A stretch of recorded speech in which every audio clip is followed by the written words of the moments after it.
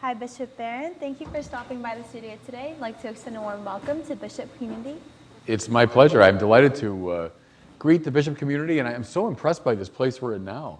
Thank you. I was doing some coverage for NBC News for the Pope's visit. I was at New York at the Today Show and other places, and this is every bit as fine as what I saw at NBC in New York. So it's a wonderful facility, and you should be proud of it. Thank you. Yeah, we're very lucky to have this. Well, Cardinals, Bishop Robert Barron is a world-renowned theologian, author, speaker, documentary filmmaker, and founder of the website Word on Fire. He has created a Catholic Christian media ministry that reaches millions of people around the world each day. In fact, this past weekend, the Word on Fire YouTube channel passed 15 million views. And now we are blessed to have him as our new regional bishop for the Santa Barbara area. Welcome to the neighborhood, Bishop Barron. Good to be here. It's a beautiful place. Thank you. So, Bishop, you are known for being the multimedia priest because of all your work with your website, Word on Fire, as well as your documentaries and video blogs. Have you always been interested in the field of media? I wouldn't say always, no. I was always interested in evangelization, so I wanted to proclaim the gospel. And I came to the new media sort of through the back door, because my generation wasn't raised with it. So I wanted to proclaim the gospel. Then once I heard about the new media, so going back now just the beginning of the internet and into YouTube and all this and everything else, I became intrigued by it and wanted to use it. Then I got these wonderful younger people to work with me who know how to use all these tools. But I always wanted to evangelize, and I figured, why wouldn't you use these tools? I mean, St. Paul would have used them if he had them. So that's how I got into it. Wow. Yeah, it's definitely, that's the way to reach out to kids nowadays, huh? I think anybody under 40 or 45 now is geared much more to a video world. I do write columns. I still write, articles and books and so on. But if you want to reach people under 40 or 45, I think you lead with the video. So we've tried to do that. Okay. So how did your Word on Fire website get started? It got started when I was doing some sermons for the radio in Chicago. So WGN is a big radio station in Chicago. Okay. And I was on at 5:15 on Sunday morning for 15 minutes. So it was a little radio program. And a friend of mine at the parish I was helping out at said, why don't you have a website that would have all these sermons on it? And I said, what's a website? This was like in 1997 or 8. Mm. So he explained what a website was. And then he raised the money and set up the first website. And then we came up with a name not long after that, Word on Fire. And the original purpose was simply to display these sermons. And then it grew from there. We started doing videos of retreat talks and sermons that I've been doing around the country. And then we put those up. And some of those got on EWTN, which then got them around the country. Mm-hmm. And then we worked from there. But it started with this gentleman saying, why don't you start a website? That's pretty amazing how it just bloomed from that. You have 15 million people watching the mustard seed principle. It started very small. It started in a very small way. I remember when we first started YouTube. YouTube began in about 2006, and I just heard about it.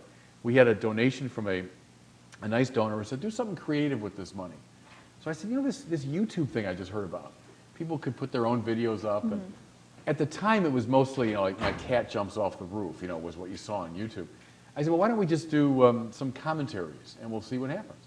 So I started doing commentaries on films to find the religious dimension of films. And I remember we were thrilled when there were 300 views. The video got 300 views. Because we didn't know in the beginning if anybody would watch. And then just very gradually, it built up an audience. And the main thing I think with YouTube was that you could comment on the videos. I didn't realize that at first. And I quickly found out because people would comment. And I'd say 95% of the time negatively. Because it's out there in the world way beyond the church. See, but I liked that. I liked it because it meant I wasn't just talking to the choir. It meant these things were getting out to the wider culture. Well, then I could respond. I could say, no, you're wrong because this, that. And these long conversations would ensue. And many people told me that it wasn't so much the video, it was the exchange that kind of got their attention. So I loved the fact that the most of the comments were negative. I loved that because it meant I was getting outside the church. Wow. And so, so now you're a bishop, and what was your reaction when you found out that Pope Francis appointed you as Bishop of Archdiocese of Los Angeles? It was total surprise. I don't know if people know this, but the way you find out you've been named a bishop is you get a call out of the blue. There's no consultation. You don't know anything at all. out of the blue, a phone call comes from the Apostolic Nuncio. That's the Pope's representative in Washington. And he said, this is Archbishop Vigano, and Pope Francis has appointed you Auxiliary Bishop of Los Angeles. And it was a Sunday afternoon, and I was just there in my room, relaxing after saying Mass. And I held the phone and I said, pardon me? I mean, I was completely, and he said, you've been appointed Auxiliary Bishop of Los Angeles. And I said, but I'm a priest of Chicago. Because they don't usually do that. They don't usually make an auxiliary and send them across the country. He said, yes, we're sending you a long way from home. So that's how I found out. So it's just a phone call, just... Yeah. There's a process that's going on, see, but you don't know anything about it until this phone call comes. And then he said, do you accept? That's pretty much the whole phone call. And so, if the Pope's asking you to do something, unless you've got a really, really good reason to say no. So I said, well, yeah, I accept. And they said, call Archbishop Gomez for the details. And then that was the phone call. So here I am, to my infinite surprise. But, I'm delighted to be here. It was a big transition. Any transition's hard. Yeah. But I'm delighted to be here. It's part of God's providence, I trust. But I'm enjoying it. Good. And so have you been able to meet Pope Francis? I met him once. I was in the Vatican, this is about 3 years ago, for a conference with seminarians from around the world, because I was rector of Mundelein Seminary, which is the seminary in Chicago. So I was asked to give a presentation. So I did that, and then the Pope came in afterwards. So I just met him very briefly. I was in the front row there, and he came by, and I said, hello, Santo Padre, and then he was gone. So I didn't really, meet him or have a conversation with him, but I shook his hand. Yeah, it's pretty special. Yeah, it was. Shake his Wonderful. hand, yeah. Yeah, it was. Okay, so what is your role as Santa Barbara Regional Bishop? Yeah, I'm an auxiliary bishop of Los Angeles. So I'm there, auxilium just means help in Latin. So I'm there to help Archbishop Gomez. And the Archdiocese is divided into 5 regions. And so Ventura County and Santa Barbara County is one of the regions of the Archdiocese. So my job is to help him govern the church in this area. So we have 37 parishes, ranging from quite close to LA all the way out to Santa Maria. And I'm, the bishop. And bishop is from a Greek word that just means overseer, right? Okay. So I'm there to oversee these parishes and their ministries on behalf of Archbishop Gomez. That's my basic job. Okay, and do you go to the parishes and you meet with every single one? And I will eventually, yeah. I'm hoping to get to all the parishes, maybe in the course of this year. So I'm going on Sunday for Mass. I'm trying to meet all the staffs, but also beginning in, late March, the confirmation season begins. And I have, I think, 35 confirmations lined up, mostly in this region. So that'll bring me out to almost all the parishes. Yeah. And you just said Mass last night, right? Yeah, that was one of the Masses of welcome. So each deanery, there are 4 deaneries. That's a subdivision of the region. Each one of those is having a Mass of welcome. So last night was Deanery 2. And I was delighted with that. It's a beautiful church. I'd never been there, Our Lady of Sorrows. Beautiful church. And loved it. Loved the whole evening. Yeah, it was wonderful. I loved your homily, by the way. Thanks. Yeah, great. So, what's your message for the youth of Santa Barbara region, for us here at Bishop Diego? Yeah, if I have a message. I was down in LA just 2 days ago for this big jamboree. There were like 8,000 young people. I think like 7th grade through 12th grade. So people the age of folks here. I loved that day and the energy in that room. I told them, I said, this could light up Los Angeles if you channeled all the energy in this room toward the gospel. My message would be, find your mission. Find your mission. God's got a mission for everybody. We're not here, with no purpose. God's got a mission for us. And to find that is to find the pearl of great price. That's to find the treasure buried in the field. That's everything. Find your mission and give yourself to it completely. There are a lot of things in life. There's success and there's money and there's fame and there's power. And those things aren't bad in themselves, but they don't matter finally when they're seen against the background of your mission. So find your mission. What does God want you to do? What are you here for? And when you find that, sell everything else and buy it. Give yourself to it.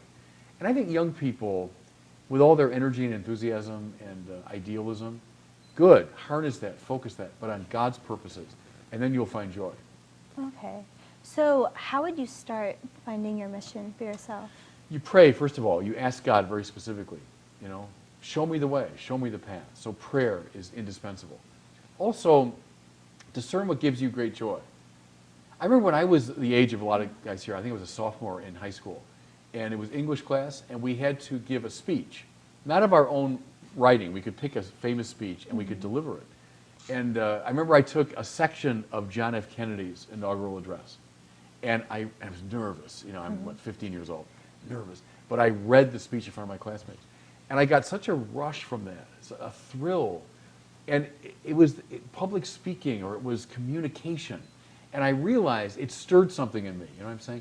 It stirred in me this desire, and so much of my life has been in communication.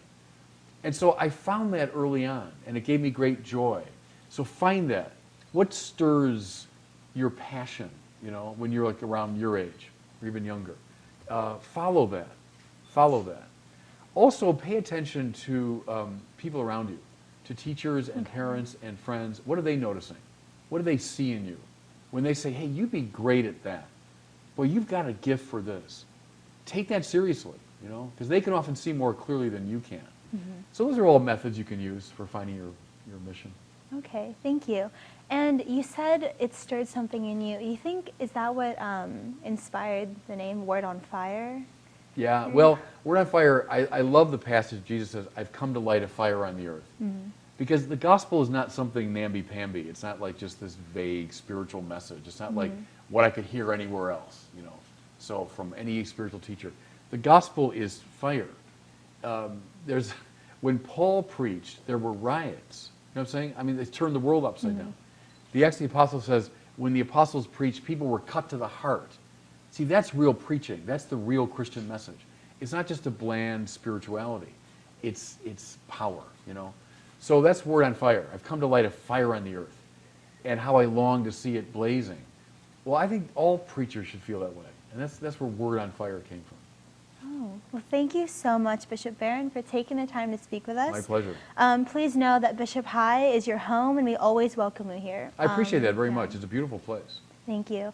You're in our prayers. Please keep us in your prayers, too. I promise. God bless you. Thank you.